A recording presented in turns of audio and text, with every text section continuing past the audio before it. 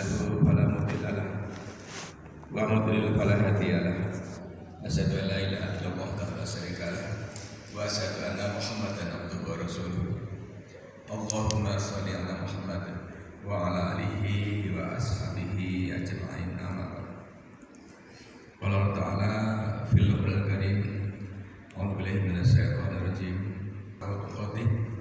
ولا تموتن إلا وأنتم مسلمون Wala Rasulullah SAW man kharaja fi talabil ilmi fa huwa fi sabilillahi hatta yarji'a. Bapak Ibu dari Banyuwangi, alhamdulillah sebelum sampai ke tujuannya di pusat Majelis Tahfidz Al-Quran di Solo, ini sempat mampir di Majelis Cabang Hobi 1. Ya, jadi kalau di MTA itu majelis ini milik kita semua.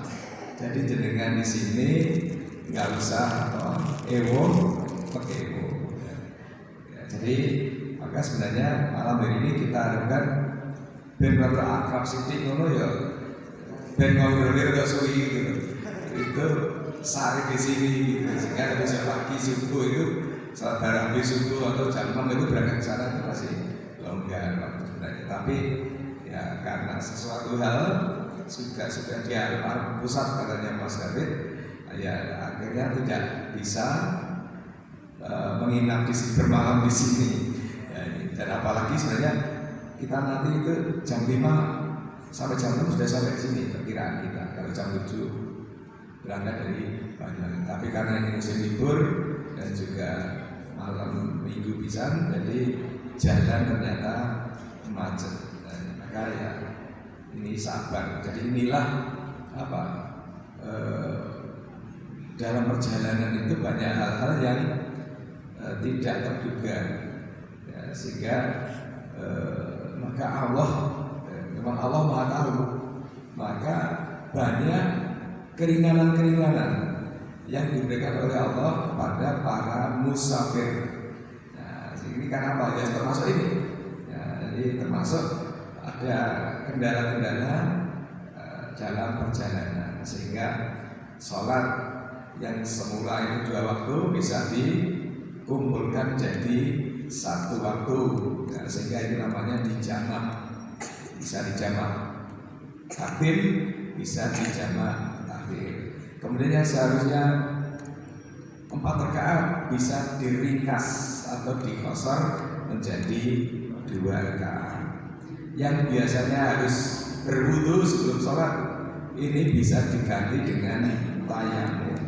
Dan pelaksanaan pun mudah. Tayamum itu kalau kita di bis tidak perlu turun ke lantai BC, turun di tanah terus boleh debu, ya cukup tangan kita tepukkan di kursi atau di kaca bis, itu sudah bisa tayamum sehingga bisa sah untuk melaksanakan sholat. Itulah Allah yang Maha Tahu mengetahui. Ya, kalau dalam perjalanan itu mungkin banyak kesulitan. Yang berpuasa, misalnya puasa wajib itu pun itu boleh tidak berpuasa. Ya, jadi wa in kuntum mardan aw ala safarin fa'iddatun min ayamin ukhra. Barang siapa yang karena sakit atau dalam perjalanan maka boleh tidak berpuasa dan mengganti pada hari yang lain, artinya di luar bulan Ramadan. Itu artinya apa? Allah itu tahu, ya, tahu tentang kondisi manusia ini, ya, sehingga dalam melaksanakan ajaran agama itu Allah tidak mempersulit. Ya, jadi wa ma ja'ala lakum min dini min haraj. Allah tidak menjadikan dalam agamamu itu suatu kesulitan, suatu kesusahan. Maka ini banyak keringanan. Kalau sholat misalnya harus berdiri, tapi nek wis berdiri kan harus ceblok kabeh. Maka boleh bersolat dengan apa? Duduk. Nah, kalau sakit nggak bisa duduk, bisa dengan berbaring. Jadi sholat itu dilaksanakan dengan fa'ilam yastati.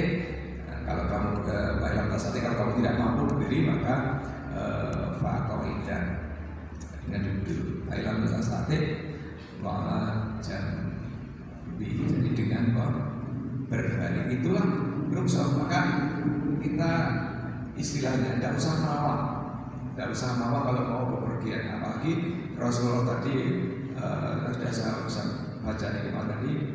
Jadi ini dengan bepergian dari Banyuwangi ke Solo ini adalah dalam rangka thalabul ilmi, dalam rangka mengkaji Al-Quran, dan itu perintah dari Allah.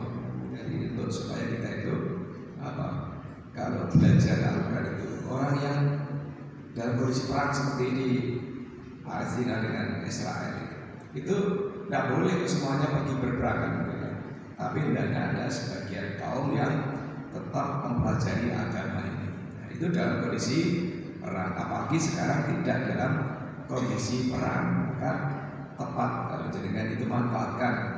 Nah, apalagi hari Sabtu kelima itu kita tidak ada pengajian di Banyuwangi, maka dimanfaatkan untuk ngaji di pusat. Nah, ini jadi man kharaja fi thalabil ilmi wa huwa fi sabilillah hatta yarji'a. Barang siapa yang keluar rumah untuk menuntut ilmu, mencari ilmu, maka tercatat di jalan Allah. Bahkan kalau orang itu pergi thalabul ilmi, itu memudahkan thariqan salaka thariqan bihi ilmu, maka sallallahu thariqan ilal jannah. Jadi barang siapa yang menempuh perjalanan untuk mencari ilmu, maka Allah akan memudahkan jalan menuju ke surga. Nah, jadi kalau jalannya sudah ditunjukkan, jadi tinggal menempuh saja nanti, gitu ya. Tapi banyak orang itu yang jalannya saja itu tidak tahu, sehingga bagaimana untuk mencapai surga, jalannya tidak tahu. Ibaratnya mau ke Banyuwangi nggak ngerti lewat endi. Nah ini, ya nggak mungkin sampai ke Banyuwangi. Nah, tapi kalau sudah ditunjukkan misalnya dengan Google Map dan sebagainya, nah itu Banyuwangi itu jalannya gini. Ya, nanti tidak akan langsung tersesat seawalnya seperti itu. Nah, cuma dalam perjalanan sendiri memang tidak mudah, memang diperlukan satu itu kemauan yang kuat, dibersihkan fisik yang kuat. Ini tadi alhamdulillah ini banyak yang sembuh tapi sehat selalu ya. Alhamdulillah, jadi tidak sakit. Ini juga terdorong oleh semangat biasanya juga. Mungkin tetap sakit itu gak dirasakan. Insya Allah seperti itu. Kemudian jenengan juga mengeluarkan harta, ya, jadi harta dikeluarkan untuk mencari ilmu. Memang ilmu itu harus ditempuh, ya, dengan badannya juga dengan hartanya. Nah, insya Allah apa yang jenengan keluarkan itu tidak akan sia-sia. Ya, tidak akan sia-sia, sehingga ini akan dicatat di ma'al waktum, apa yang kamu keluarkan min khairi dari suatu kebaikan, wallahu ya'lam, Allah itu mengetahui. Jadi jangan khawatir. Jadi tidak ada yang sia-sia, apalagi perjalanannya jauh. Ibaratnya itu kalau orang itu masjid aja, lumayan dekat masjid dengan jauh dari masjid, itu langkah kakinya itu banyak mana? Banyak yang jauh. Nah, padahal kalau itu sholat ke masjid, itu langkah yang pertama itu akan diampuni dosanya, langkah kedua akan ditinggikan derajatnya. Apalagi Banyuwangi ini Solo pirang langkah, gak enak langkah ya Pak bis, pirang puteran rodane. Insya Allah untuk hal-hal yang demikian Allah mudah. Jadi innallaha sari'ul hisab. Allah itu sangat cepat hisabnya. Allah ngitung untuk berbalas pahala itu cepat banget istilahnya gitu. Jadi nggak usah khawatir. Itu kan wali kan terhitung ya. Minggu apa ya jaraknya tambah misalnya gitu. Monggo mungkin mampir ke kula ki saged dan tambah jaraknya. Kalau kayak pergi paling setengah kilo. Nah ini Pak Yani, ini ketua cabangnya. Ini juga dekat saja juga dengan saya juga ini. Nah, jadi ketua cabangnya Pak Yani. Pak Yani juga koordinator besar Jatim Bar. Nah, jadi yo guru daerah, jadi yo pengajian khusus. Jadi mana Pak Yani? Jadi insya Allah dan pegawai negeri juga Pak Yani pegawai negeri PLKB BKKBN ya. Jadi pegawai negeri aja kan banyak orang yang ngaji sok tadi nak kan sio. Nah ini kadang-kadang seperti itu. Nah, ternyata ini Pak Yani ini juga masih pegawai negeri aktif, termasuk Bu Yani istrinya itu juga pegawai negeri aktif. Sok pada BKKBN ya. Jadi nek kantor udah biasa kantor. Nek omah dari siji, nek kantor ya dari siji. Saiki bisa kayak ini. Cuma saya itu dalam kesibukan sebagai pekerja yang dituntut hadir jam 7, pulang sampai jam 4 misalnya, masih bisa ngikut-ngikut kegiatan, masih bisa ngisi-ngisi. Sekarang Pak Yani ngisi di Gedung Galang 3, dulu ngisi di Nganjuk, ngisi di Madiun dan sebagainya. Jadi enggak, jadi ngaji bukan menjadi suatu halangan, bukan menjadi suatu kendala. Jadi Jumat kemarin ke Solo pengajian khusus, besok pengajian ke Solo agak pagi dan pertemuan agak siang.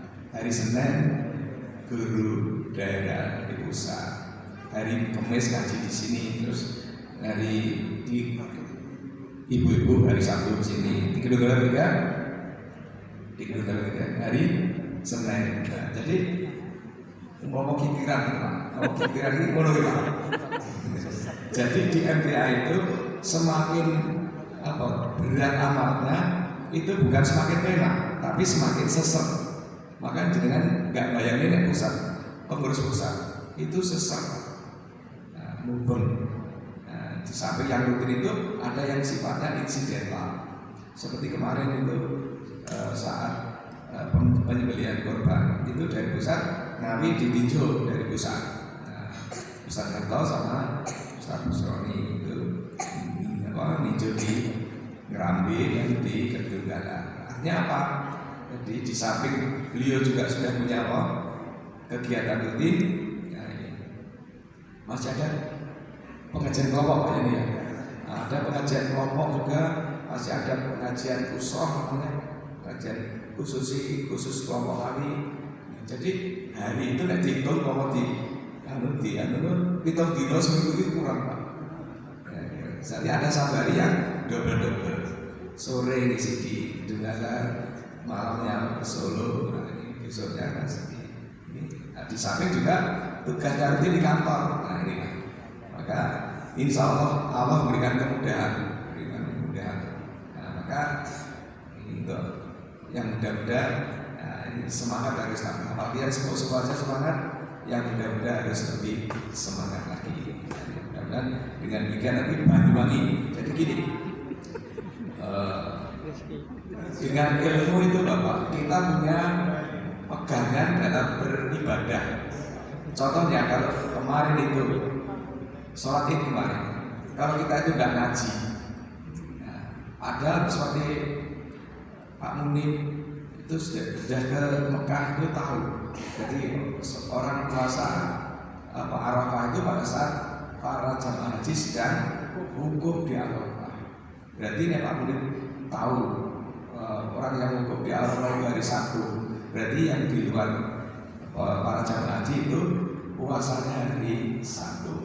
Kalau puasanya hari Sabtu masih kebagian orang yang wukuf. karena wukuf di sana mulai jam 12, di sini jam 4. Nah, sehingga kira-kira sampai maghrib masih kira-kira 1,5 jam kita bisa membersamai orang yang sedang wukuf. Nek jenengan posone sehari Ahad, sing wukuf wis buyar, wis nang Mina. Sudah Musdalifah, wis nang Mina, wis gak kebagian sing wukuf. Nah, dengan ngaji dan dengan kebersamaan ini kita itu rapi-rapi.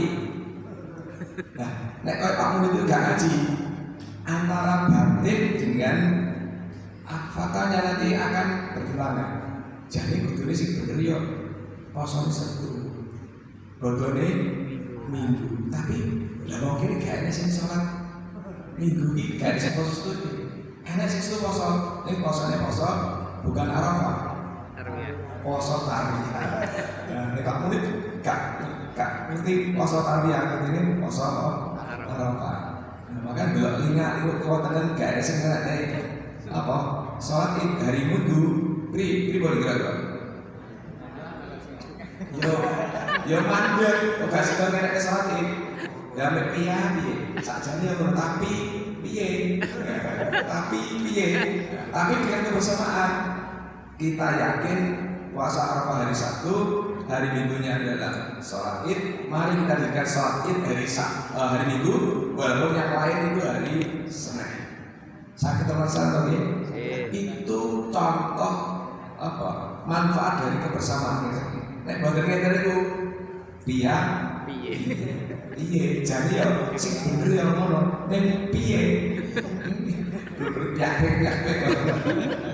Nah itulah Bapak kadang-kadang kita baru ngerti hikmahnya itu setelah menghadapi suatu hal-hal yang mungkin tidak rutin. Si rutin kan rutin gabung. Tapi ternyata suatu saat diuji keyakinan kita itu. Kalau kita sudah yakin dengan Quran Sunnah, dengan tuntunan Rasulullah, sudah. Walaupun sebenarnya itu adalah pintu ijtihad tentang penentuan itu. Tapi kalau lihat namanya itu adalah puasa Arafah. Berarti memang ada kaitannya dengan tempatnya di Arafah, kemudian wukufnya di Arafah, waktunya tanggal 9 Dzulhijjah. Ada tiga kriteria ini. Beda dengan sholat puasa Asyura.